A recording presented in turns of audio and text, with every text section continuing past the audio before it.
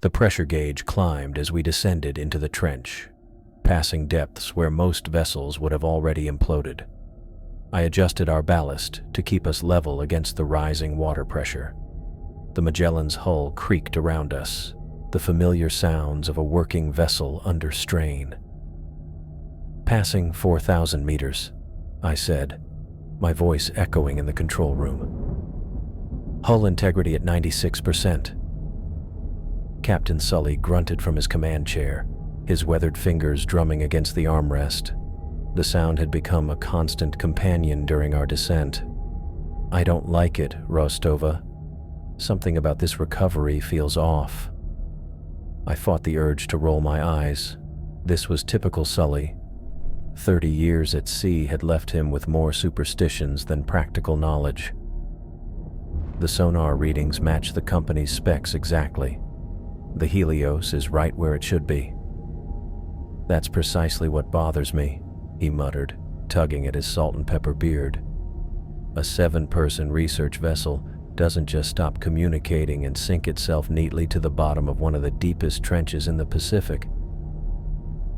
"Actually, Captain," Dr. Thorne piped up from his monitoring station, his glasses reflecting the blue glow of his screens, "there are several documented cases of submersibles experiencing catastrophic system failures that resulted in—" "Spare me the lecture, Doctor," Sully cut him off. "I've been pulling things from the deep since before you finished your first textbook. I focused on the controls, tuning out their bickering. The Magellan was a salvage vessel, built to dive deeper than anything else and retrieve what others couldn't. With a $5 million recovery bonus for the Helios, I couldn't let Sully's gut feelings or Thorne's enthusiasm distract me from our job. 5,000 meters, I reported, adjusting the external floodlights to penetrate the absolute darkness outside our viewport. Dropping speed to 12 meters per minute, we're entering the zone." Thorne practically pressed his nose against the reinforced glass of the observation window, fogging it with his excited breathing. "Do you realize we're currently deeper than Mount Everest is tall? Less than a dozen manned vessels have ever reached these depths. And half of those never came back up," Sully added grimly. I checked the environmental systems. The cabin temperature had dropped 2 degrees despite the heaters running at full power. That was expected. Heat vanished quickly at these depths, taken by the cold ocean pressing in from all sides. "The company's paying us to recover their investment, not to break records," I reminded them. Each dive tested the technology I helped design: the reinforced hull, pressure systems, and ballast tanks. The Magellan was partly my creation, and pushing its limits satisfied my professional pride. "How much longer until we reach the coordinates?" Thorne asked, his excitement making him sound younger than his 41 years. 28 minutes at current descent rate," I answered, "though I'd appreciate you not breathing all over my viewport, Doctor." He backed away with an apologetic smile and returned to his station, where he continued monitoring the water composition and temperature readings with childlike fascination. I'd worked with scientists before. They were always the same, treating every dive like a voyage of discovery rather than what it really was: a calculated risk with a paycheck at the end. The lights flickered momentarily as we passed through a thermal layer, causing Sully to mutter something under his breath that sounded suspiciously like a prayer. "Just a power fluctuation," I explained before he could voice his concerns. The temperature differential created a minor surge in the electrical systems. Completely normal. "Nothing's normal at these depths, Kay," he said, using my nickname for the first time since we'd started our descent. "The pressure out there is enough to crush a human body to the size of a coffee can in less than a second. Which is why we're inside a vessel designed to withstand pressures 3 times what we're currently experiencing," I countered. "The Magellan's hull is a titanium carbon composite that—" "Metal and mathematics don't account for everything in the deep," he interrupted, his voice dropping lower. "You ever wonder why sailors have so many superstitions, Rostova? It's because we've seen things science can't explain. Thorn looked up from his readings, interested despite himself. What kind of things, Captain? I shot Thorn a warning look. Getting Sully started on his sea stories would eat up valuable time, and we were on a strict timeline. 6,000 meters, I announced loudly, cutting off whatever tale Sully was about to spin. Beginning final approach sequence. Activating additional floodlights. The cabin filled with the sound of the light array activating. 8 beams pierced the darkness outside, revealing a cloud of dust swirling behind us. The Helios should be directly ahead, approximately 400 meters from our current position, I said, checking the sonar display. Reducing descent to 8 meters per minute and increasing forward propulsion. Corporate wants us to recover the black box first, Thorn reminded us, tapping through the mission parameters on his tablet. Then secure the vessel for towing if possible. Sully scoffed. They always want the data before the crew. Typical. The data might tell us what happened to the crew, I pointed out, though I silently agreed with his assessment. Our employers at Ocean Tech had made it clear that the research and equipment aboard the Helios were worth significantly more than any search and rescue operation. Not that rescue was likely after 2 weeks of silence. Reading a large object directly ahead, I reported, adjusting our approach vector. Size and shape consistent with the Helios specifications. All 3 of us leaned forward as our lights began to illuminate the seafloor. The terrain was alien, a mixture of volcanic rock and sediment that had never seen sunlight, undisturbed by human presence until now. There, Thorn whispered, pointing through the viewport. The beam of our strongest floodlight caught something reflective in the darkness, the smooth curve of a hull gleaming white against the black backdrop of the ocean floor. As we drew closer, the full shape of the Helios came into view. I froze, my hand hovering over the controls. The submersible sat on the ocean floor. Its white hull showed no signs of damage from the failure that should have caused it to sink. Most surprising, its external lights were still on, casting a glow around the abandoned vessel in the dark water. "That's impossible," I murmured, checking and rechecking our instruments. "There's no way those systems should still be functioning after 2 weeks at this depth." Sully's face had gone pale in the blue light of the control room. "What did I tell you? This isn't right." For once, I couldn't argue with him. By every law of physics and engineering I knew, the site before us shouldn't exist. A perfectly intact submersible, fully powered, sitting abandoned in one of the most hostile environments on Earth.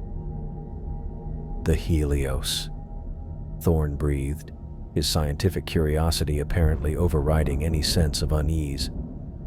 "We found it." The Helios sat on the ocean floor, illuminated by our floodlights. I stared at its intact hull, struggling to accept what I was seeing. At this depth, the vessel should have been crushed, its remains scattered across the seafloor. "This is impossible," I said, adjusting our position slightly to get a better view. "Look at the exterior lighting. It's still powered. After 2 weeks down here, its batteries should be dead." Thorn pressed his face closer to the viewport, his glasses reflecting the glow of our instrument panels. "The company said it suffered a complete systems failure before losing contact." "Well, the company was wrong," I replied, running a quick diagnostic on our own systems. "Our readings show active electrical signatures. Whatever happened, it wasn't a power failure." Sully stood behind us, his weathered face tightening into a grimace. "I've seen ships go down in my time. None of them looked like this afterward." I maneuvered the Magellan around the Helios, completing a full circuit. The submersible's sleek form remained unblemished.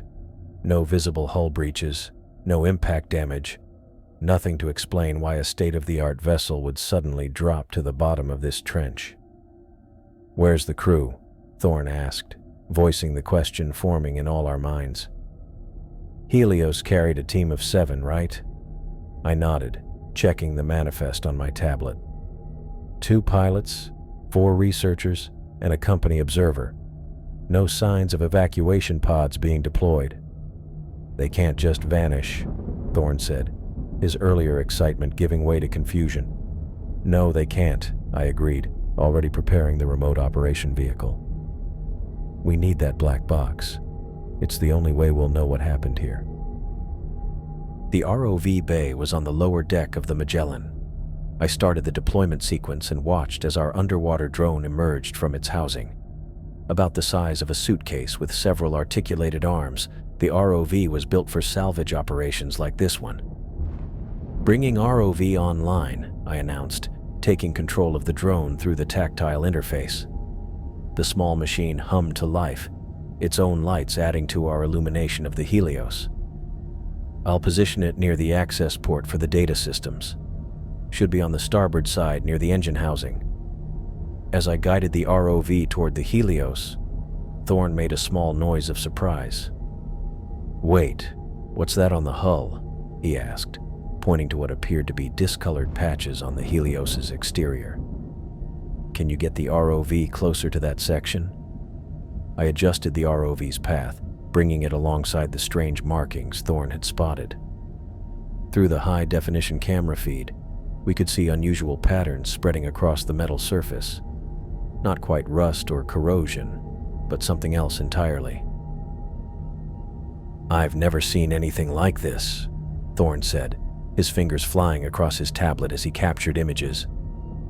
"It almost looks organic, but that's not possible. Nothing could grow at this depth, especially not in just 2 weeks." The discoloration appeared as branching patterns, like dark veins spreading across the Helios's hull.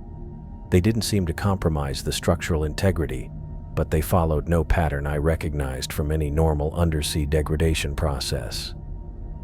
"Could be some kind of chemical reaction with the hull material," I suggested, though I didn't believe it myself. "Let's focus on the black box first. We can study these markings later." I redirected the ROV to the data port access panel and extended its mechanical arm. The tool attachment spun precisely, removing the bolts from the protective cover with practiced ease. Inside, the black box, actually a bright orange data module designed to survive extreme conditions, remained securely mounted. Just as I was about to extract it, the lights on the Magellan flickered. Not dramatically, but enough that we all noticed. The control room dimmed momentarily before returning to normal illumination. "What was that?" Thorne asked, looking up from his documentation. I checked our power systems quickly. "Just a small fluctuation, probably the depth affecting our systems." Sully made a sound that might have been a humorless laugh. "That's what they always say at first." I ignored him, focusing on carefully extracting the black box with the ROV's manipulator arm. The module disengaged from its housing with a satisfying click that transmitted through our audio sensors. "Got it," I said, beginning the retrieval process. As the ROV made its way back to the Magellan with its precious cargo, Sully cleared his throat. "In 40 years at sea, I've seen my share of wrecks," he said. "Most have simple explanations: storms, equipment failure, human error. But some, the ones old sailors call cursed." Thorne looked up from his tablet with interest. "What do you mean by cursed?" Sully leaned against the bulkhead, his eyes fixed on the Helios outside our viewport. Ships found adrift with crews missing. No signs of struggle, food still warm on plates, logs reporting clear skies before going silent. The Mary Celeste is the famous one, but there are dozens more the public never hears about. I guided the ROV back into its bay, securing the black box. Those all happened on the surface, Sully. Different circumstances entirely. The Scorpion submarine, 1968, Sully said, ignoring my comment. The Navy said it was a mechanical failure, but I knew guys who worked the recovery. They said parts of that sub looked untouched, like it had been taken apart instead of blown up. And the crew? The crew of the Scorpion died in a tragic accident caused by a torpedo malfunction, I interrupted. Retrieve. The crew of the Scorpion died in a tragic accident caused by a torpedo malfunction, I interrupted, retrieving the black box from the ROV bay and carrying it back to the main control room. Everything else is just sailors spinning tales. Sully's eyes narrowed. Is that what you think happened here? A tragic accident that left a vessel completely intact with 7 people gone without a trace. I set the black box on the workstation and began connecting the necessary cables to interface with our systems. I think there's a rational explanation we'll find in this data. The lights flickered again, slightly longer this time. I glanced at our power readouts, noting a 2% drop before the system stabilized. Thorne remained fixated on his tablet, scrolling through the images he'd captured. These patterns on the hull, they're spreading in real time. Look at these comparative shots taken just 8 minutes apart. He held up the screen, showing 2 images side by side. The strange, veiny discolorations had indeed expanded, creeping across the Helios's hull like frost on a window. That's not physically possible, I said, pausing my work with the black box. Nothing grows that fast, especially not at these depths and pressures. Tell that to whatever's on that ship, Sully muttered, moving closer to the viewport. You ever heard of the USS Cyclops? Massive naval vessel. Vanished in 1918 with 300 men aboard.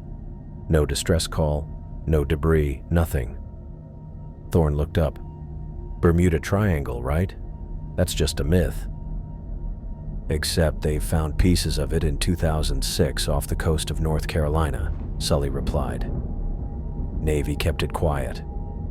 Friend of mine on the salvage team said they found handprints burned into the metal from the inside out, like the men were trying to claw their way through solid steel. I rolled my eyes. And I suppose your friend conveniently can't verify this story? He killed himself 3 weeks after the recovery operation, Sully said flatly. Left a note saying he kept seeing faces in the dark. The control room fell silent except for the hum of our equipment. Despite myself, I felt a chill run through me. I turned back to the black box connection, focusing on the task at hand. There was a research vessel in the South Pacific in 1981. Sully continued after a moment. The Kronos. Similar mission to this one. Deep sea exploration. They found something on the ocean floor that their instruments couldn't identify. Next transmission was just screaming. When they recovered the ship 2 months later, it was completely empty. Food uneaten, bunk still made, not so much as a drop of blood, but every mirror on the ship was broken. That's enough, Sully, I said, my hands working quickly to establish the connection between the black box and our systems. The company knows more than they're telling us, he pressed on.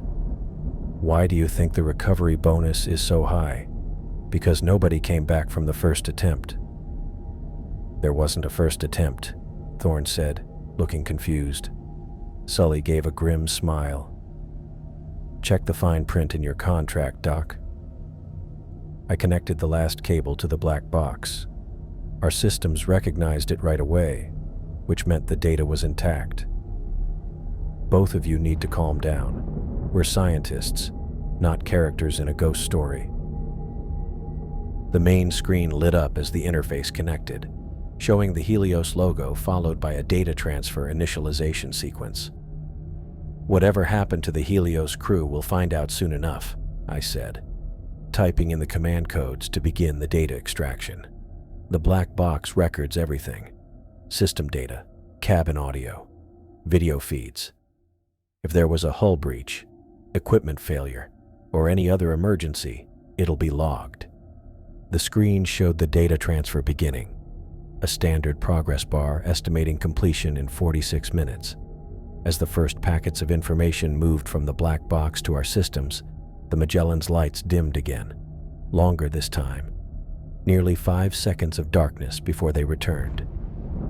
That's the third time, Thorne noted, glancing nervously at the ceiling. Maybe we should run a diagnostic on our power systems. Already did, I replied, checking the readouts again. Everything's nominal. Probably just power spikes from interfacing with the Helios data. Sully walked to the viewport and looked at the abandoned vessel.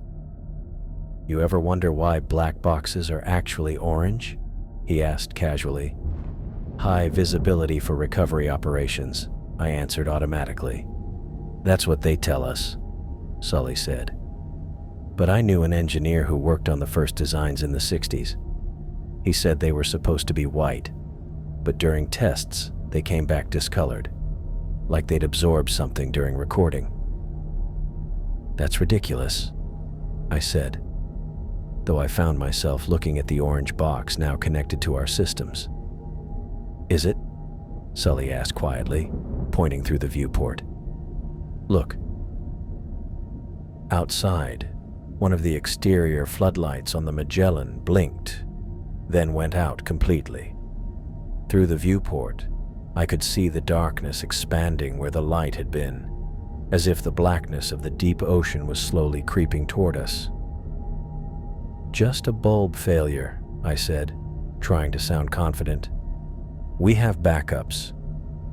The data transfer from the black box reached 5% complete, numbers and codes scrolling across our screens. I noticed something odd in the file structure. Unusually large audio files marked with timestamps from after the Helios supposedly lost all contact. That can't be right, I murmured, selecting one of the files. What is it? Thorne asked, looking over my shoulder. Audio recordings from 3 days after the Helios went silent, I said. The system shouldn't have been functioning at all by then. My finger hovered over the playback button. Part of me, the rational, scientific part, knew that listening to these recordings was the entire point of our mission. But another part, a primitive instinct I rarely acknowledged, was screaming at me to disconnect the black box immediately. I pressed play. The speakers came to life with static, followed by silence. Then faintly, what sounded like breathing. Slow, measured breaths that didn't sound entirely human. A voice broke through, distorted and strained. It's in the lights. A pause. God help us. It's in the lights. More static, then silence again. The data transfer continued, now at 8%. Sully had gone pale. Disconnect it, now. Don't be ridiculous, I said, though my heart was racing.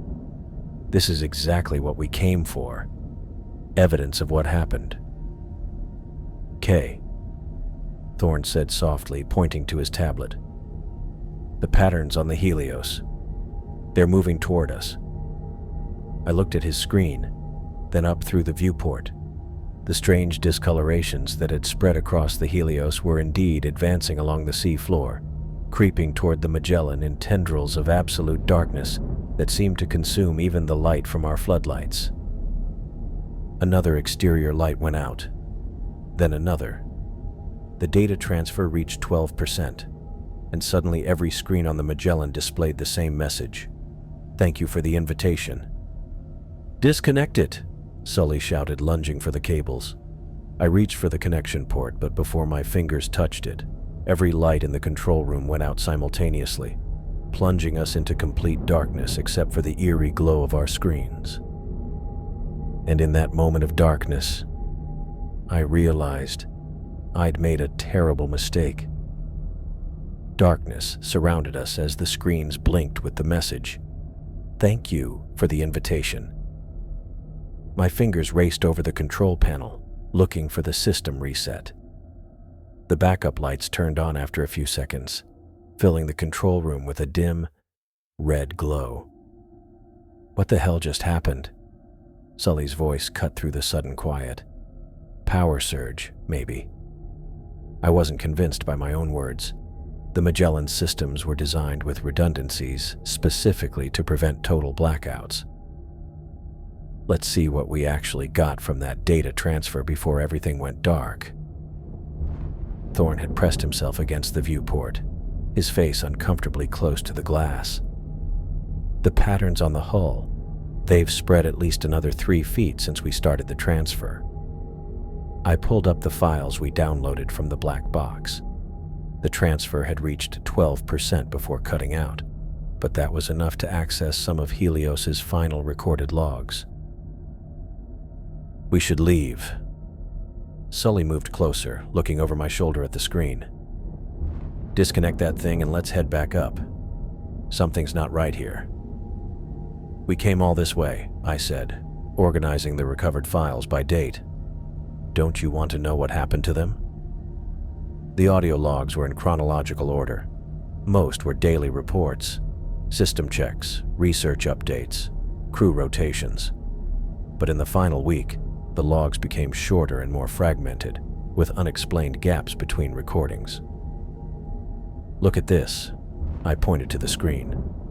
The last 3 days, the time between logs gets longer, and this final one was recorded 2 days after they supposedly lost contact with the surface. Thorne abandoned his post by the viewport and joined us, adjusting his glasses. Play it. I hesitated, my finger hovering over the control. The image of that message was still fresh in my mind. We need to know, Thorne said, leaning in. Whatever happened to them could happen to us if we don't understand it. I selected the earliest log from the final week and pressed play. Captain Lin Wei's voice filled our cabin, steady but tired. Helios log, day 17. We've reached the targeted depth and deployed sensors as planned. Dr. Yamamoto reports unusual readings from the trench wall. Some kind of energy signature that doesn't match our charts. We're extending our stay by 48 hours to investigate. All systems functioning normally. End log. Nothing unusual there, Sully muttered. I moved to the next recording.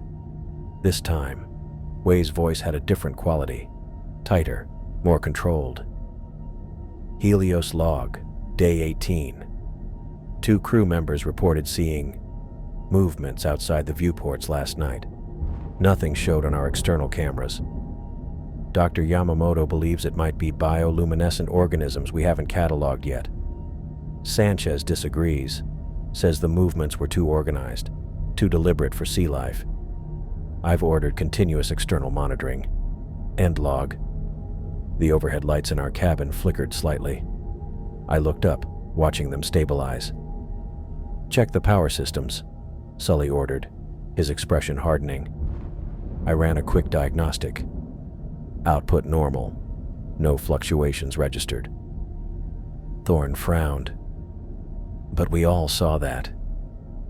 I played the next log. Wei's voice had taken on a strained quality. Helios log, day 19. The external lights on the port side keep malfunctioning. Reyes thinks it's pressure damage, but the integrity readings are fine. The darkness seems to gather around the lights. Yamamoto says I'm being paranoid, but I know what I saw. Something moved toward the light. Sanchez agrees with me. We're keeping the internal lights at maximum brightness now. End log. The main lights above us dimmed again, longer this time. 3 or 4 seconds of noticeably reduced illumination before returning to normal. My stomach tightened. I didn't imagine that, Thorne said, eyes darting to the ceiling. I checked the systems again. Power output steady, no drops registered. Sully leaned against the wall, crossing his arms. Systems can lie. I played the next log, dated 2 days later. When Wei's voice came through, it was almost unrecognizable. Quick, hushed, paranoid. Day 21. Something's wrong with Reyes and Yamamoto. They keep turning off lights, claiming they need to save power, but we're at normal levels. They stare at the viewports for hours. When they think no one is watching, they talk to the darkness outside. I caught Reyes trying to open the outer hatch last night. He said he heard something calling him.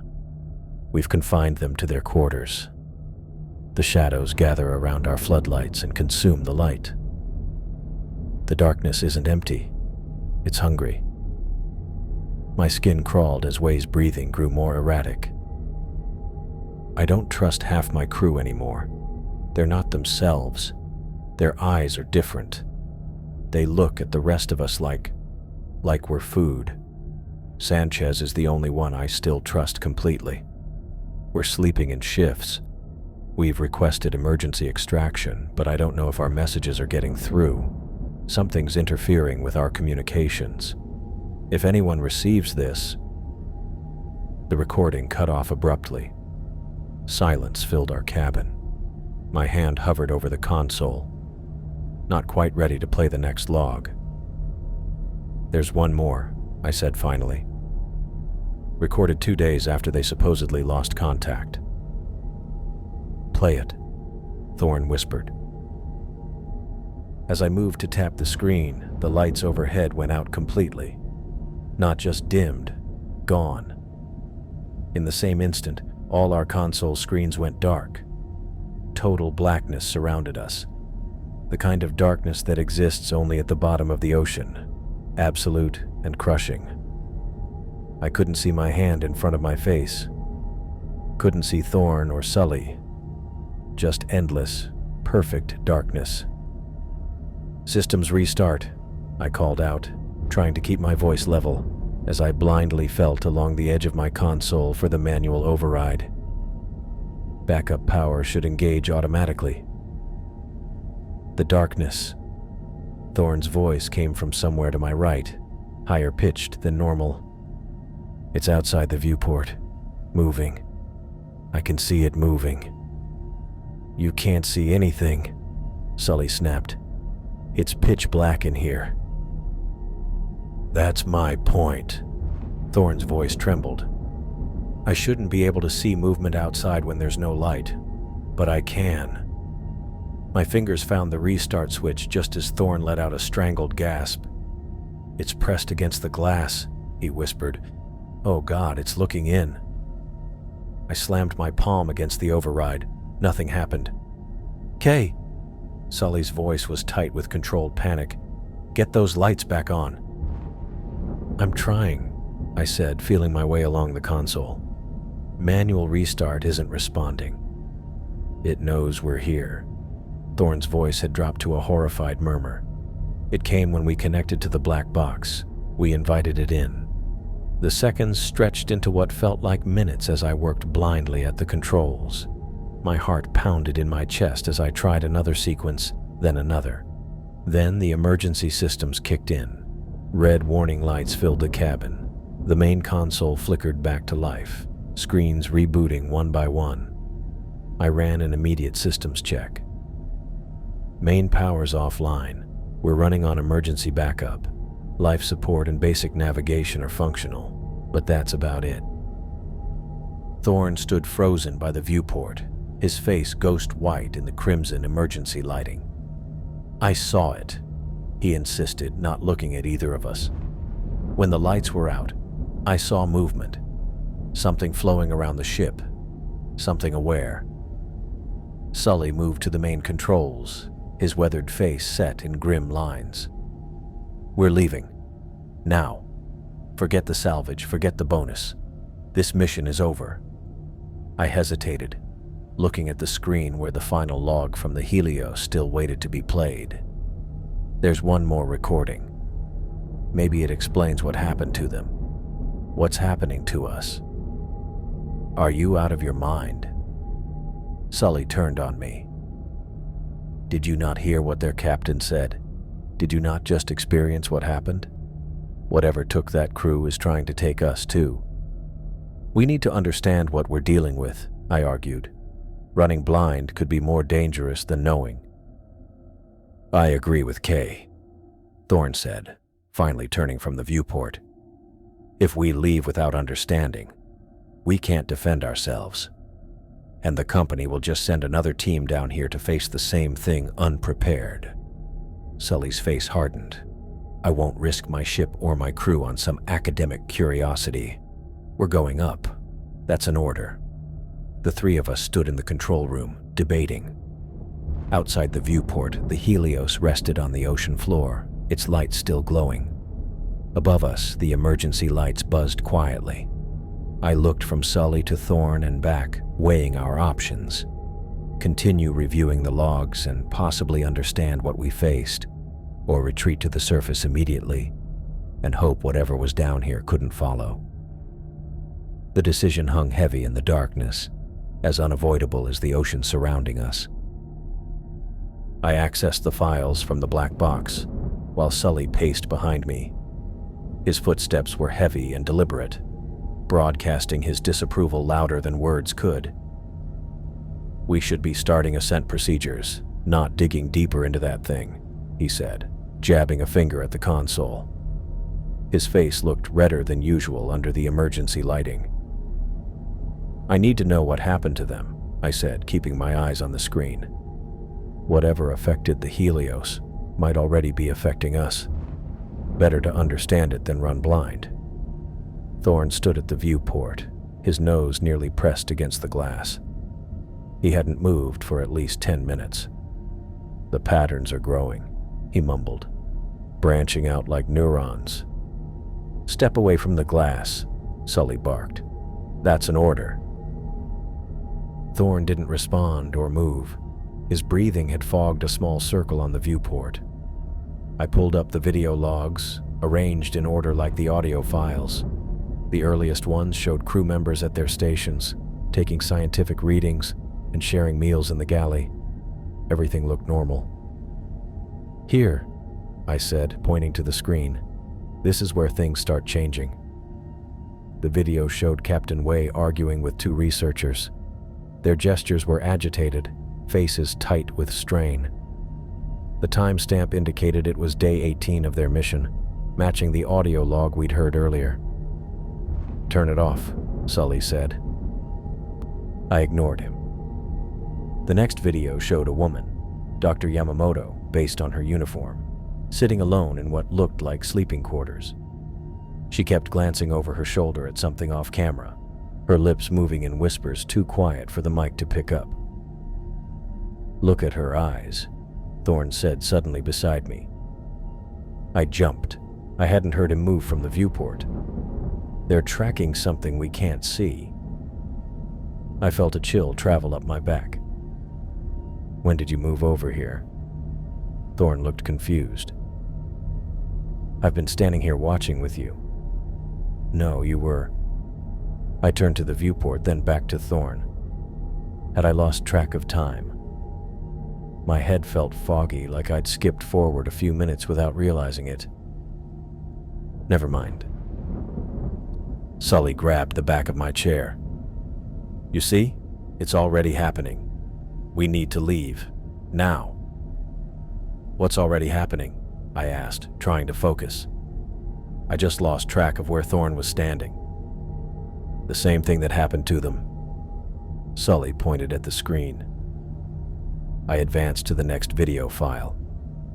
This one showed the Helios control room. Two crew members were shouting at each other while a third tried to separate them. The date stamp showed day 20, 3 days before they lost contact. He took it, shouted one of them, a stocky man with a maintenance uniform.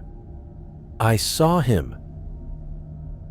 I didn't take anything, the other man yelled back. You're the one acting crazy.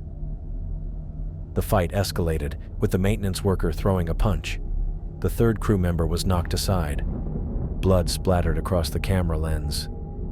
Jesus, I whispered, pausing the video.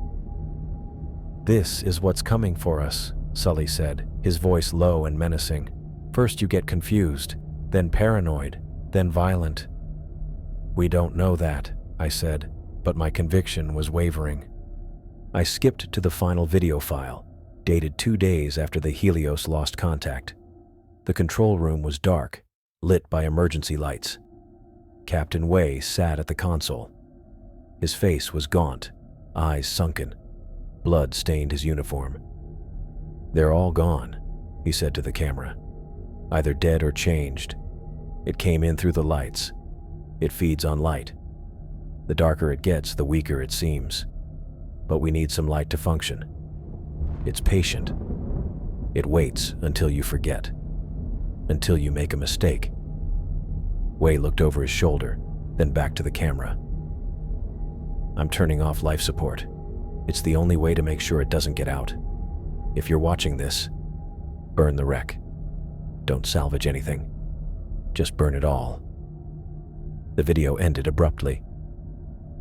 "We need to go," Sully said, his hand moving to the ascent controls. I grabbed his wrist. "Wait. Think about this.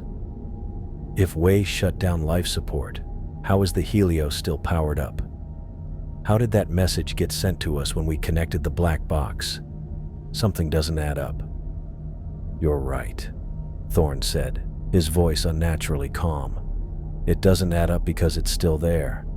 It didn't die with them." Sully yanked his arm away from my grip. "I don't care about your theories or your curiosity. I'm getting us out of here." "No!" I shouted, standing up.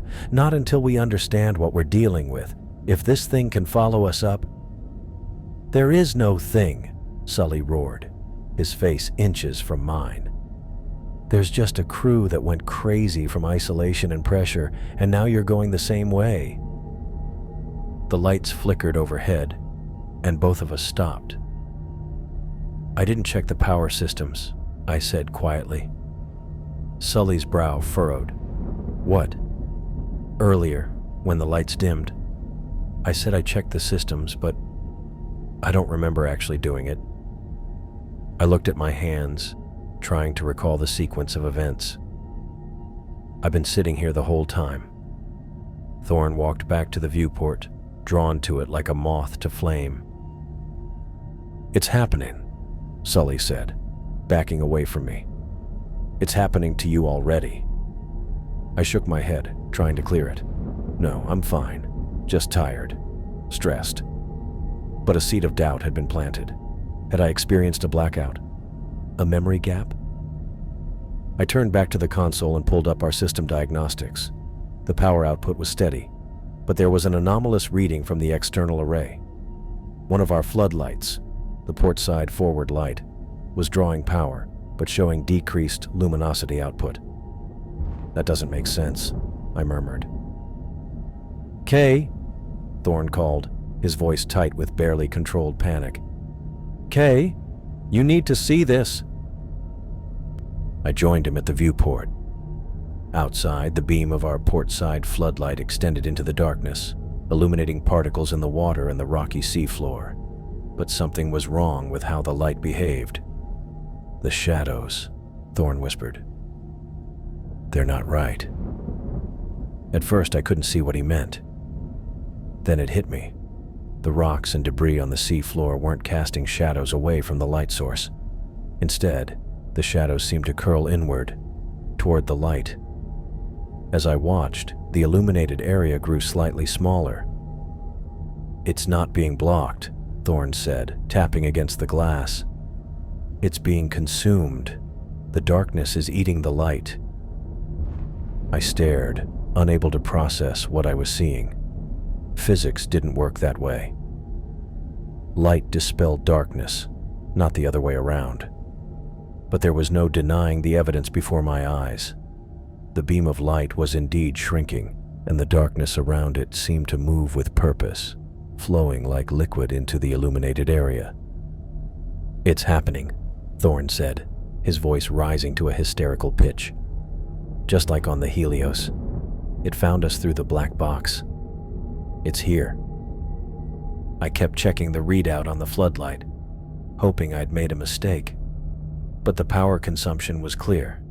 It was only 75% bright while using 115% of normal power. Something was consuming the light. "Thorn, get away from the viewport," I said, but he seemed transfixed by what he was seeing outside. "It's moving," he whispered. "The shadows aren't behaving naturally.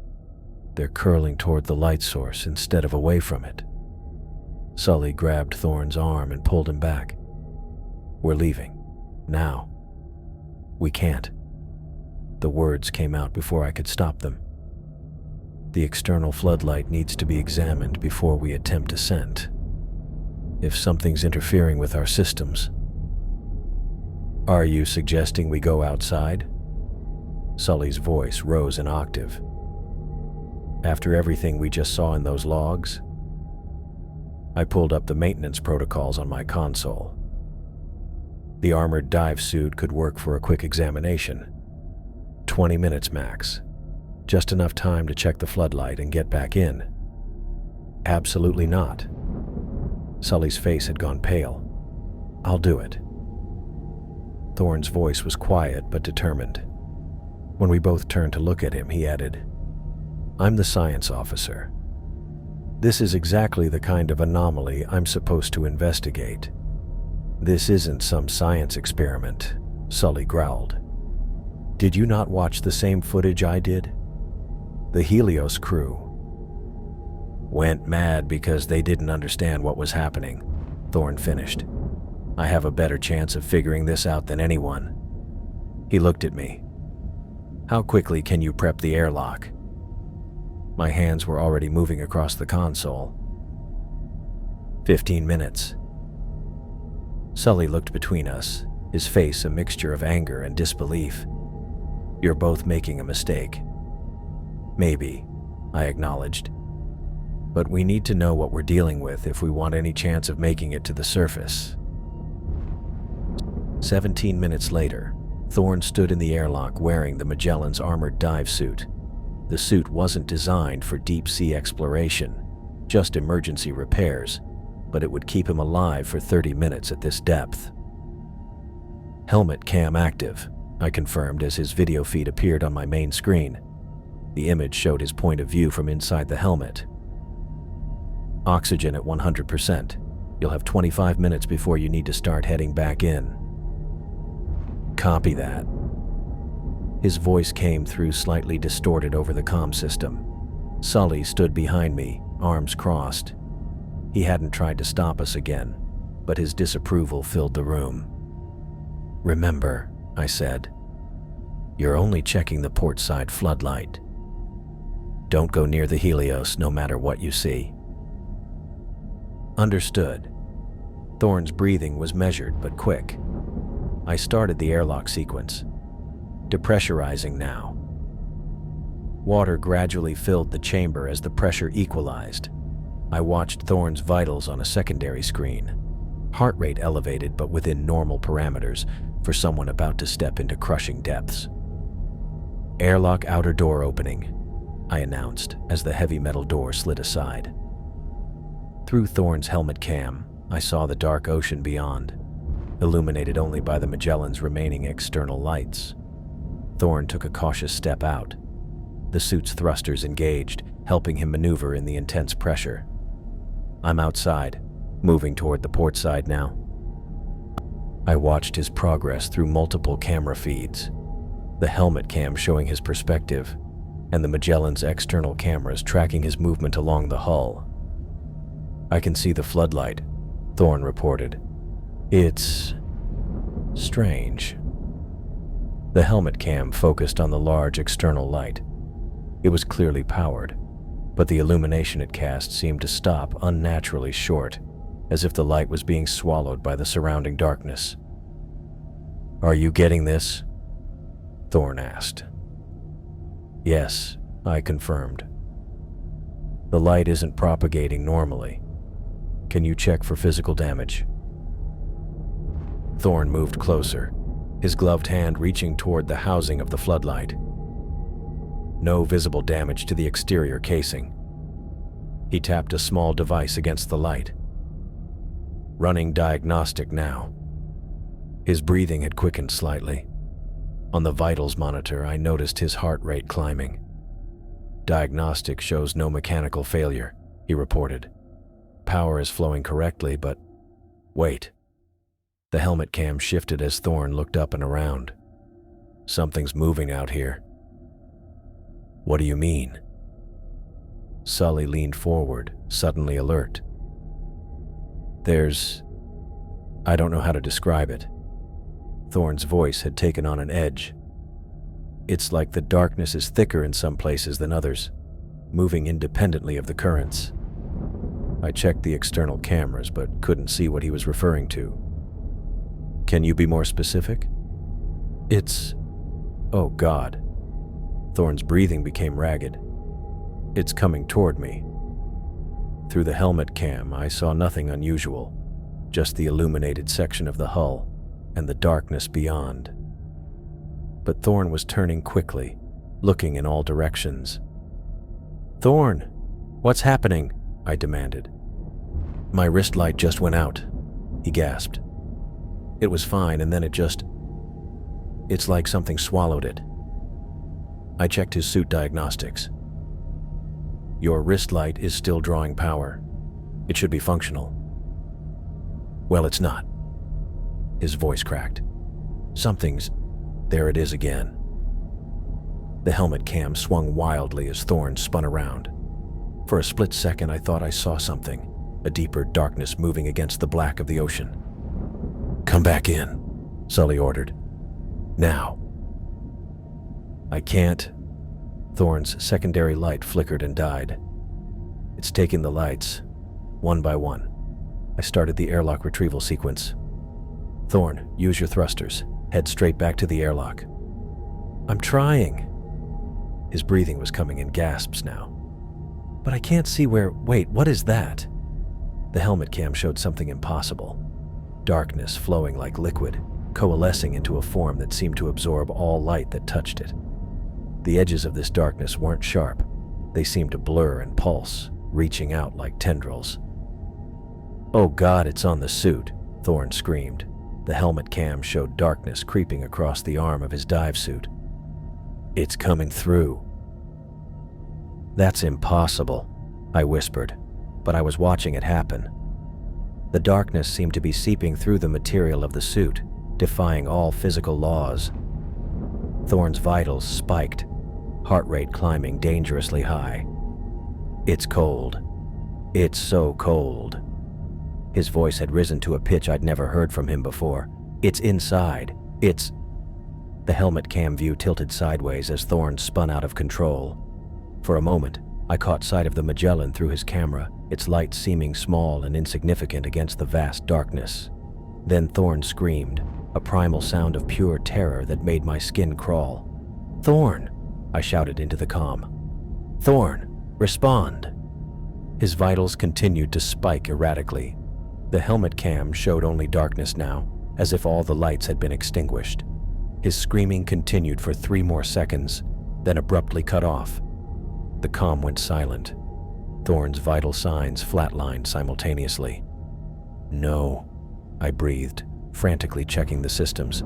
"No, that's not..." Sully pulled me away from the console.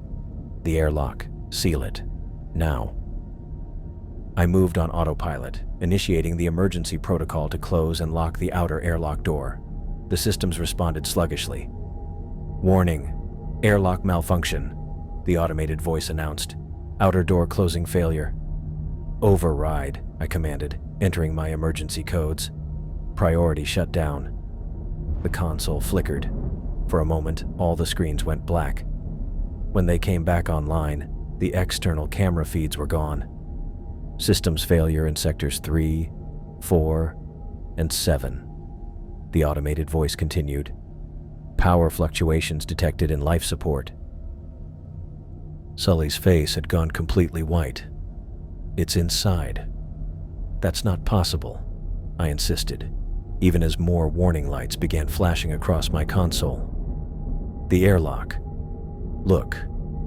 Sully pointed to one of the remaining camera feeds.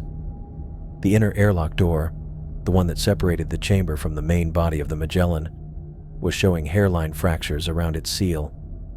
As we watched, the metal seemed to frost over. tiny crystals of ice forming along the edges. "It's testing our defenses," I whispered. Another system alert blared. "Warning, communication systems failing, backup power rerouting." I stared at the rapidly degrading displays, my mind racing to make sense of what was happening. This wasn't a mechanical failure or a biological contamination. This was something else entirely. "It's consuming the systems," I realized aloud. Just like it consumed the light outside. Just like it consumed... I couldn't bring myself to say Thorne's name. "We need to get to the escape pod," Sully said, his voice unnaturally calm. "Right now." I shook my head, still working the console, trying to reroute power to the critical systems. "It's blocking access to sections 5 through 8. The escape pod is in section 8. So we're trapped." The main lights flickered and dimmed. The emergency lighting kicked in, bathing the control room in a dull red glow. "Warning. Power consumption exceeding output by 20%. Source of consumption unknown." I looked up at Sully. "It's feeding. On our energy. On our light." A terrible understanding was beginning to take shape in my mind. That's what it did to the Helios. That's why the ship is still powered. It's being kept alive as a lure. "A lure for what?" Sully asked, though I think he already knew the answer. "For us." My hands were shaking as I pulled up the black box files again. For anyone who would come looking, anyone who would connect to their systems and play back their records. The screens flickered as more systems failed. In the red light, I saw frost forming on the viewport, spreading inward from the edges. "It needs a host," I said. "A vessel. That's why the Helios crew went mad. This phage was inside them, changing them, turning them against each other." Sully backed away from me, eyes wide. "And now it's here. With us." I stared at the black box still connected to our systems, the horror of what we'd done finally sinking in. "We invited it in," I whispered. "By playing those recordings, we gave it exactly what it wanted. A new ship, a new crew." Another light failed overhead, plunging half the control room into shadow. In the darkness, I could almost imagine something moving. Something patient and ancient that had been waiting a very long time for another chance to feed. Thorne's scream still echoed in my ears even after his vitals flatlined on the monitor. The emergency klaxons blared around us, red lights flashing as I frantically tried to override the airlock systems. "We need to seal it now," Sully shouted, his face ashen in the emergency lighting. "Whatever got him is trying to get in." I saw it then. Frost forming along the edges of the inner airlock door, spreading like crystalline fingers reaching into our safe haven. The metal groaned as if under immense pressure, but not from the outside, crushing inward. This looked like something was pushing from the other side. "The outer door won't respond," I said, my fingers flying across the emergency protocols. "Something's interfering with the signal." A bang echoed through the hull as the outer door finally slammed shut, but too late. Whatever had taken Thorne was already in the airlock chamber. The temperature reading in the small space plummeted to -20 degrees within seconds. "We need to understand what we're dealing with," I said, turning back to the black box data. "There has to be something in these logs. Are you insane?" Sully grabbed my shoulder. "We just lost Thorne. We need to start emergency ascent procedures now." I shrugged his hand away. "If we don't know what this thing is, we won't make it to the surface." The frost on the inner airlock door was spreading quickly. I pulled up the corrupted files from the Helios logs that we hadn't accessed before. There were dozens of them, partially damaged but possibly recoverable. "Kay, step away from that console," Sully said, his voice dropping to a dangerous whisper. "I'm ordering you as captain of this vessel." I ignored him, focusing on the data recovery program. The final log entries might tell us how to fight this thing. Captain Wei knew something. He tried to warn us. Sully backed away slowly, his eyes never leaving me. "You've been exposed to it. Through the black box. It's affecting your judgment." I heard him retreat down the corridor toward the engine room, but I couldn't spare the time to go after him. The recovery program was working, piecing together fragments of corrupted video and audio logs. I glanced at the viewport where darkness swirled outside, somehow deeper than the natural darkness of the ocean depths. The patterns that had been spreading across the Helios were now visible on our own hull, creeping toward our external lights. One by one, the lights on our port side dimmed and went out. The first recovered file appeared on my screen, a research log from Dr. Yamamoto, dated 3 days after the Helios officially lost contact. Her face was gaunt, eyes wide with terror, but also a strange fascination. "It's not a biological entity in the conventional sense," she whispered, constantly glancing over her shoulder. "The organism, we've named it the phage, exists primarily as a non-corporeal energy pattern that manifests physically only when feeding." I leaned closer to the screen, trying to ignore the creeping cold that was spreading through the control room. Another external light went dark outside. Yamamoto continued. "The phage evolved in the ocean trenches, using psychic lures to hunt. It feeds on the bioelectrical patterns created by fear. The more afraid you are, the stronger it gets." The video glitched, skipping ahead. When it resumed, Yamamoto was closer to the camera, whispering urgently, "We believe the black box doesn't just record data. Its neural network actually captures and stores the specific bioelectric frequency of human consciousness. When we connected to the black box of the previous expedition, we inadvertently created a bridge for the phage to cross over to our vessel." My blood ran cold as I realized what we had done. We had provided the same bridge by connecting to their black box. Another set of lights went dark outside.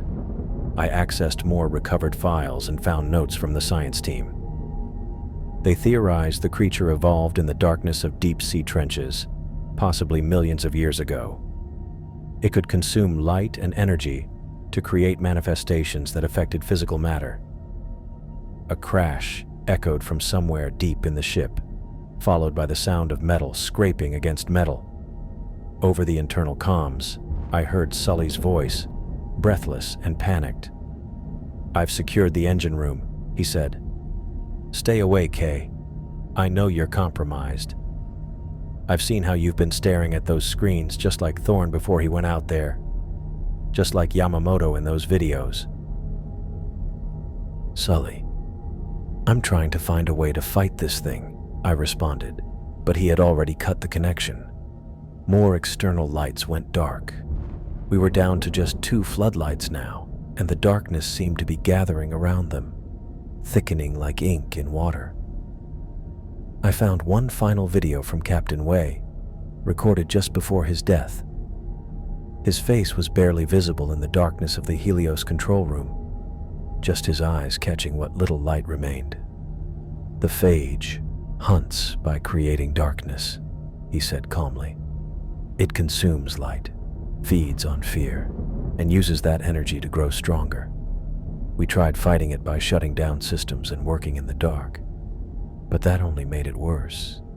It thrives in absence. The other ship that found us tried to help. They became its next meal." My eyes widened as I realized the implications. There had been another rescue attempt before us. The company hadn't told us. "Their mistake was trying to meet darkness with darkness," Wei said. "The phage just consumed their energy too. It's ancient, patient, and hungry." The video ended with Wei's haunted eyes staring into the camera. Outside our viewport, The second-to-last floodlight flickered and died. Just one light remained, and the darkness around it seemed almost solid now, pressing against the glass. I heard a faint tapping sound and turned to see hairline fractures forming on the viewport, microscopic at first, then spreading outward like a web. The ship's power levels were dropping steadily as something drained our energy reserves. At our current consumption rate, we had perhaps 2 hours of power left, not enough to reach the surface. I stared at the data scrolling across my screen, piecing together everything I'd learned. The phage consumed light and energy, growing stronger with each feeding. It used that strength to create more darkness, to spread further, to hunt more effectively. Fighting darkness with darkness wouldn't work. Shutting down systems would only make it stronger. The last external light flickered, struggling against the encroaching blackness. That's when it hit me. The solution so clear it was terrifying in its simplicity. We couldn't fight darkness with darkness. Our only chance was to create a light so powerful, so overwhelming, that the creature couldn't consume it all at once. We needed to overload it, like forcing someone to drink from a fire hose. The ship's reactor. If I could modify it to create a controlled overload, it might generate an underwater flashbang effect that would overwhelm the phage. But the reactor controls were in the engine room, with Sully. The last external light went out, leaving the Magellan in darkness, except for the emergency lights inside. I felt the pressure of the deep-sea predator against our hull, working to reach its prey. The fractures in the viewport spread across the acrylic barrier. With each second, they multiplied. My breaths quickened as I watched the darkness press against our only window to the outside. I knew what happened next. Complete structural failure. I grabbed the emergency kit from under the console and slung it over my shoulder. The phage would breach the hull soon, and I needed to be ready. My plan was to overload the reactor to create a massive energy discharge. A flashbang for an entity that fed on darkness. The corridors of the Magellan seemed narrower than usual as I moved away from the control room. I kept my wrist light pointed at the floor, providing just enough illumination to navigate without feeding our enemy more than necessary. The ship groaned under the immense pressure of the trench. Or maybe it was something else causing those sounds. "Sully," I spoke into my comm unit, keeping my voice steady despite the fear clawing at my throat. "I'm heading to you. We need to talk." No response, just static. I paused at a junction, weighing my options. The direct route led past the crew quarters and mess hall. The alternative was through maintenance and storage, longer, but possibly safer. The metal beneath my fingers felt cold. I chose the maintenance route. Fewer lights meant fewer places for the phage to gain strength. The darkness in the corridor ahead was almost total, but I resisted the urge to increase my light output. More light would just give it more to feed on. The phage evolved in deep-sea trenches, I whispered to myself, recalling Dr. Yamamoto's logs. It's adapted to hunt using minimal energy signatures. I moved carefully, touching the wall with my free hand to guide myself. Every few meters, I swept my wrist light in a quick arc, just enough to confirm my position before returning to darkness. The maintenance corridor was lined with pipes and junction boxes, creating odd shadows even in the minimal light. A soft tapping sound from somewhere ahead made me freeze. I held my breath, listening. The tapping continued, irregular and faint. It could be the hull adjusting to pressure. It could be something else. I dimmed my light further and pressed on. The air turned cold as I neared the engine room. My breath fogged in front of me. Ice lined the doorway, confirming my fears.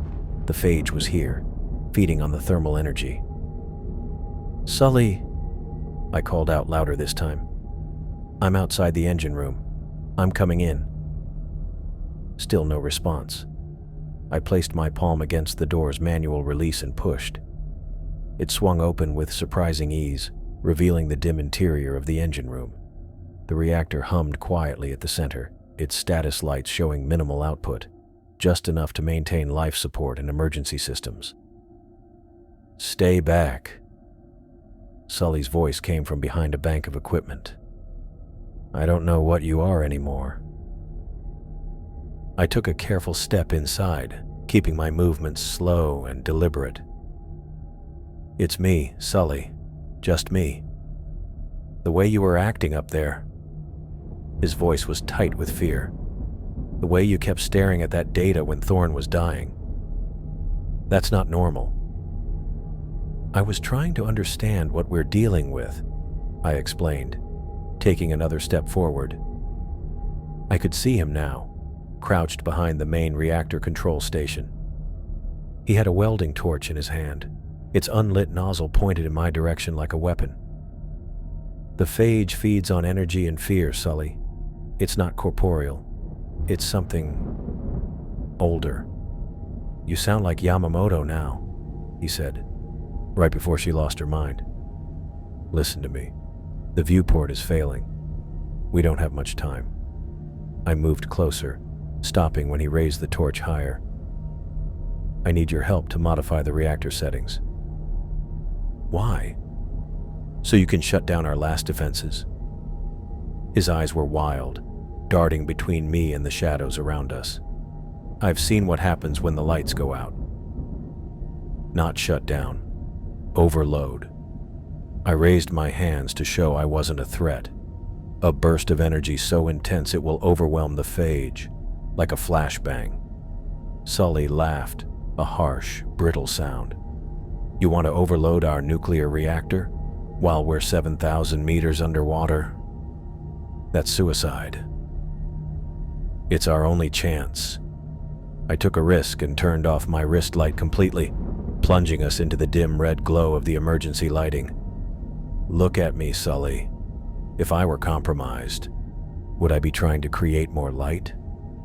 He stared at me in the crimson darkness, uncertainty plain on his face. The ship groaned again, and this time there was no mistaking it for normal settling. Something was forcing its way in. "We don't have time to argue," I said. "The phage is breaching the hull. It'll be here soon." A loud crack echoed through the ship, followed by the distant hiss of water. The emergency bulkhead alarms began to wail. "That's the viewport," I said, my heart racing. "It's in." Sully's expression shifted, fear giving way to something resembling clarity. He lowered the torch. "What do you need me to do?" I moved to the reactor controls, bringing up the manual override panel. "We need to bypass the safety protocols and create a burst of energy, light, heat, radiation, everything we've got. One massive pulse." His hands joined mine on the controls, decades of experience guiding his movements. "The coolant systems will fight us. We'll need to manually override them." "Can we do it remotely?" I asked, already knowing the answer. He shook his head. "Someone has to stay here to trigger the final sequence and hold the override. The automated systems will try to prevent a meltdown." Our eyes met in the dim light, and I saw the weight of understanding settle on his features. "One of us has to stay," he said quietly. I nodded. Inside the blast radius. The lights flickered as something moved through the ship, following the energy trail to its source. Frost formed on the metal surfaces around us. Sully's expression hardened with resolve. "I'll do it. You need to prep the escape pod." "Sully, Don't argue, Kay." His voice was firm, but there was no anger in it now. "I've been sailing these waters for 30 years. This is my ship." "We could set a timer," I suggested, even as I calculated the impossibility. "Give you enough time to reach the pod." "The phage would follow," he said simply. "Someone needs to make sure the override holds until detonation." "You know I'm right." I did know. The phage had proven too adaptive, too intelligent to be fooled by an unattended timer. It would sense the energy building and find a way to stop it or escape. The hiss of water grew louder. Somewhere in the ship, multiple compartments were flooding. The darkness in the corridor outside the engine room seemed to deepen, as if gathering itself. "I'm sorry I didn't listen to you earlier," Sully said, turning back to the controls. His fingers moved with practiced precision, bypassing safety measures and preparing the reactor for overload.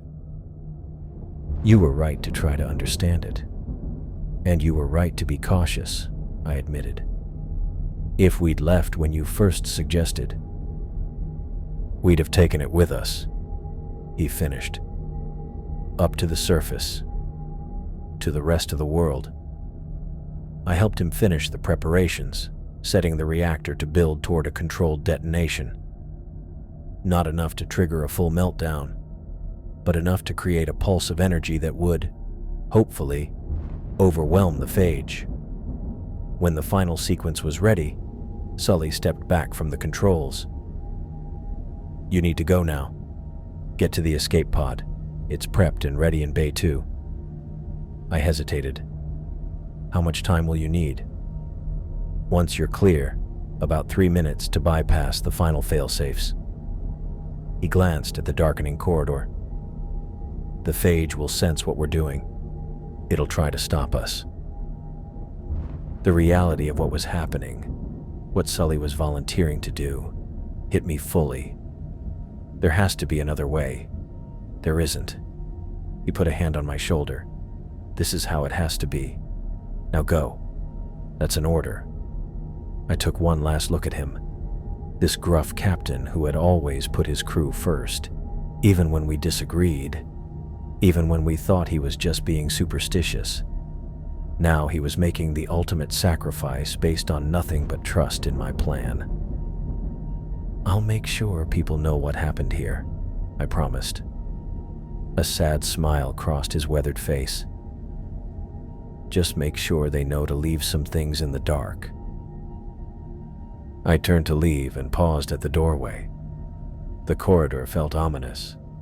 Behind me, Sully stood at the reactor controls, straight and determined. A captain at his post until the end. "When you get to the pod," he said, not looking up from the controls, "burn every light you've got. The flash from the reactor will buy you time, but the phage is old, patient. It'll recover." I nodded, though he couldn't see me. "I understand."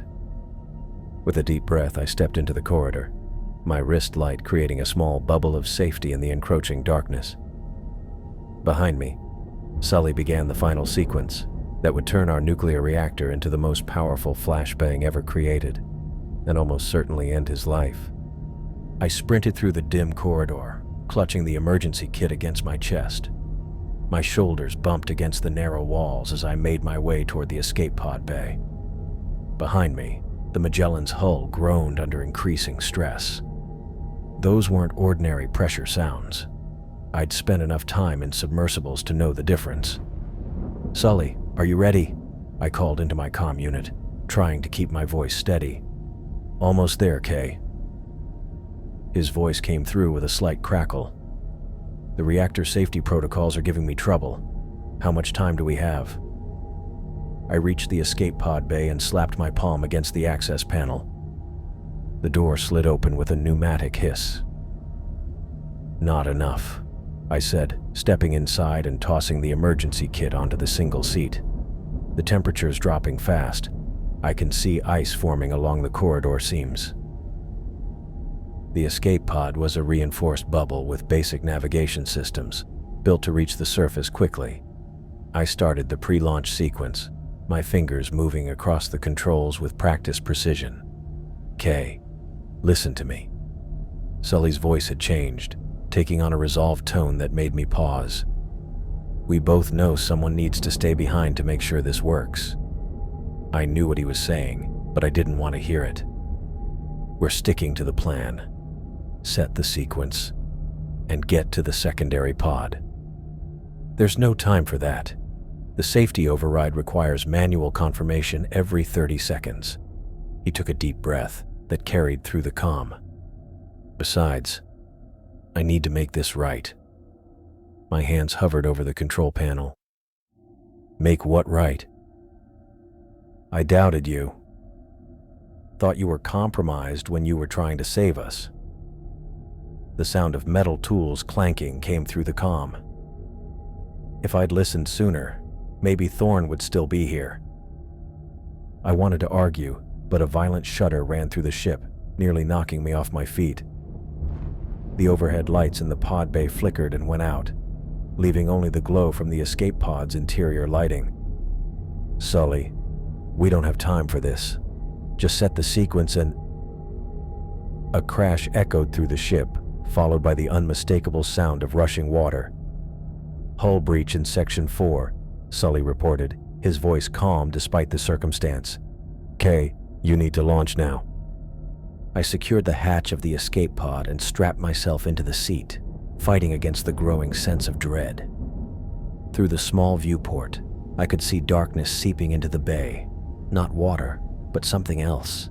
Something that seemed to crawl against the laws of physics. Sully, the phage is in the pod bay, I said, my voice barely above a whisper. I see it on the monitors, he replied. The whole ship is being invaded. Launch now, Kay. My finger hovered over the launch button. What about you? I'm where I need to be. There was a certainty in his voice I'd never heard before. I've rerouted all remaining power to the reactor. When I trigger the overload, it'll create an energy surge unlike anything this depth has ever seen. Another violent shudder ran through the ship. Through the viewport, I watched as tendrils of pure darkness slithered across the bay, probing, searching. One touched the exterior of my pod, leaving a trail of frost in its wake.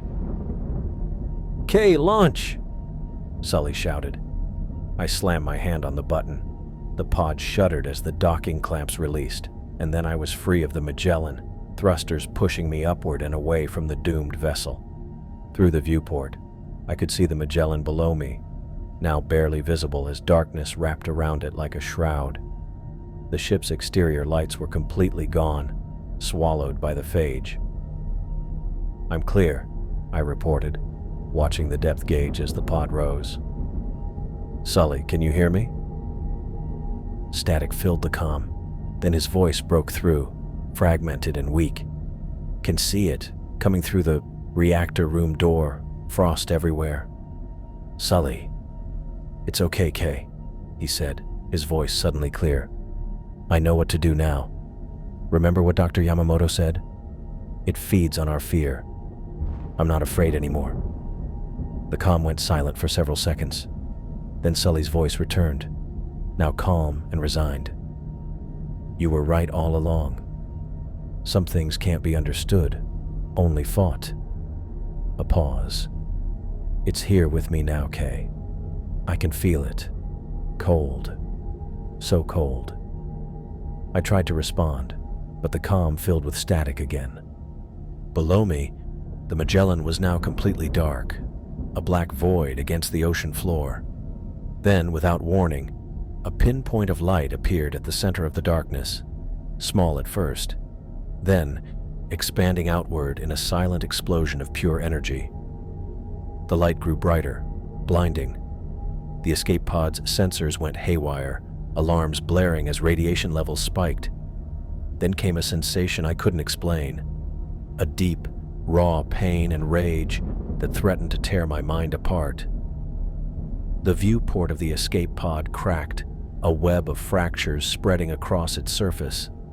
I pressed my hands against my ears, though it did nothing to block the mental assault. Blood trickled from my nose as the pressure inside my head built to unbearable levels. And then, as suddenly as it had begun, it stopped. I looked down through the cracked viewport. Where the Magellan had been, there was now only a sphere of fading light, like a dying star. Within it, I could make out the twisted metal of what had once been our vessel, now melting in the intense heat of the reactor overload. The phage had recoiled from the light, its dark mass contracting and writhing at the edges of the energy sphere. It couldn't follow me. Not now. Not while stunned and overwhelmed by Sully's final act. The escape pod continued its ascent, leaving behind the burning wreckage that consumed both Sully and the ancient predator. I watched until the light faded completely, until there was nothing left but the eternal darkness of the deep ocean. My pod shot upward, taking me toward the surface and whatever lay ahead. But part of me stayed below, in that moment when light broke through, when Sully had sacrificed everything to give me a chance to share what we had discovered, and what had found us. I sat in the leather chair that felt too soft, too comfortable for the conversation taking place. Across from me, 3 executives in matching gray suits watched me with expressions ranging from bland concern to open skepticism. The office was painfully bright, with overhead fluorescents that didn't leave a single shadow anywhere. That was fine by me. "Ms. Rostova, we understand you've been through a traumatic event," said the woman in the center, Ms. Chen, tapping her manicured nails on my written report. "But you must see how this sounds to us." I looked at the 3 of them, Ms. Chen with her perfect posture, Mr. Adeyemi with his folded hands, and Dr. Ruiz with his clinical stare. Behind them, a wall of windows showed the company headquarters sprawling 40 stories above the city. Clear blue sky, sun pouring in. I'd asked for this meeting at noon. No chance of darkness creeping in. "Everything in my report happened," I said. "Thorne's death, Sully's sacrifice, the entity we encountered, the phage. It consumes light and energy. It got into the Helios through the systems, and it got into our ship the same way." Mr. Adeyemi sighed. "Kay, we recovered the wreckage. Our analysis shows a clear reactor malfunction. The pressure at that depth can cause hallucinations, and combined with the loss of your colleagues." He trailed off, letting the implication hang in the air. "We found no evidence of any entity," Dr. Ruiz added, adjusting his glasses. "The black box data you recovered was corrupted beyond salvage. There's nothing to support your claim of a non-corporeal predator." Of course there wasn't. They had made sure of that. "I know what I saw," I insisted, my voice steady. "The Helios crew didn't die from a malfunction. The logs showed corrupted data that your mind filled with meaning during a high-stress situation." Ms. Chen cut in. She pushed a folder toward me. "We're prepared to be very generous, Kay. A full severance package, comprehensive medical coverage including psychiatric care, and relocation assistance." I opened the folder. The numbers made me blink. Enough money to never work again if I was careful. "All we require is your signature on the standard non-disclosure agreement," Mr. Adeyemi said. "For legal purposes." I flipped to the NDA. 20 pages of legalese that boiled down to one thing: shut up or else. "You know I'm telling the truth," I said quietly, looking up at their faces. Not one of them flinched or looked away. They'd had this conversation before, I realized, with other survivors, other expeditions. "We know you believe what you're saying," Dr. Ruiz replied. "But the science simply doesn't support it. There's no such thing as a creature that feeds on light or fear."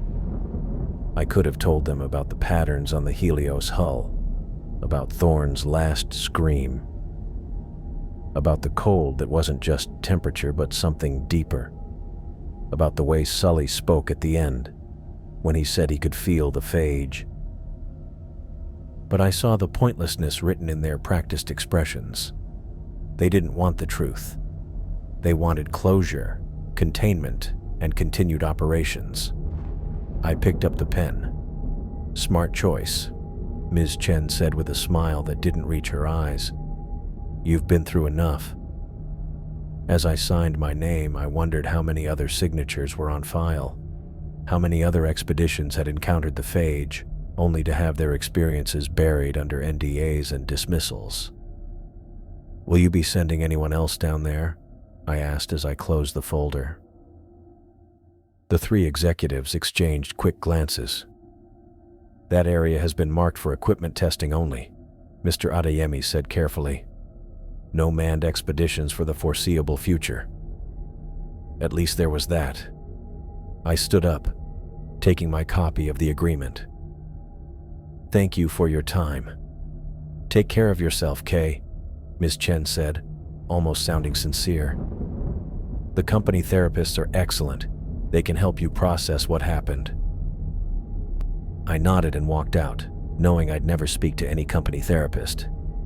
I didn't need someone telling me what I saw wasn't real. I knew what was real. My new apartment was on the 22nd floor of a high-rise downtown. I'd chosen it for the modern electrical system, the multiple circuit breakers, and the fact that the building had backup generators. The place came furnished, but I'd added my own touches. Lamps in every corner, light strips along the baseboards, and a backup battery system that could keep everything powered for 72 hours if needed.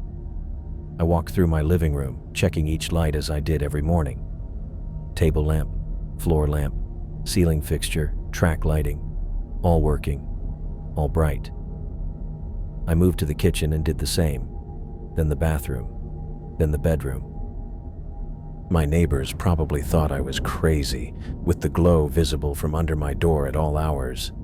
My electricity bill was outrageous. I didn't care.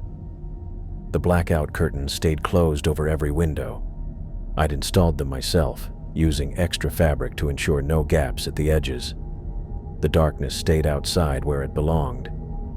I made coffee and sat at my kitchen table, opening my laptop to check the news. No unusual deep-sea incidents reported. No unexplained power outages. Nothing that might indicate the phage had found another food source. It had been 3 months since the Magellan. 3 months of sleeping with the lights on. 3 months of taking stairs instead of elevators, carrying 4 flashlights wherever I went, and flinching whenever a light flickered. I got up and walked to my front door, crouching down to look at the thin sliver of shadow visible underneath it. That was the one darkness I couldn't eliminate completely. Building regulations prevented me from sealing it off, so I watched it instead. Several times a day, every day. The darkness was still, ordinary, but I knew better now. I picked up one of my flashlights and pointed it at the gap, just to see the light push back the shadow, just to make sure it behaved like normal darkness should. What Dr. Yamamoto had written in her logs replayed in my head. The phage evolved in the deepest parts of the ocean, where patience is a survival trait. It can wait centuries between feedings. I put the flashlight down and stood up. I had survived. I had escaped. But some part of me would always be back in that submersible, watching the darkness press against the viewport, feeling it hunger for the light inside me. I went back to the kitchen and refilled my coffee. I had a therapy appointment at 10, not with a company doctor, but someone independent who didn't dismiss my delusions, but helped me function despite them. The lights hummed softly throughout my apartment, keeping the darkness at bay. I would live my life this way now, vigilant, cautious, never fully relaxed. A woman changed by what she'd seen in the depths. A woman who understood that some predators were patient, who could wait centuries between feedings. I glanced once more at the thin line of shadow under my door before turning away. I would be ready if it ever came for me again.